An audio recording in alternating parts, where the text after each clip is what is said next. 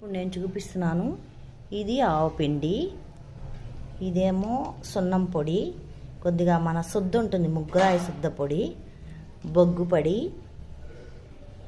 Next ఇదేమో trichoderma viride, Pseudomonas, next seaweed.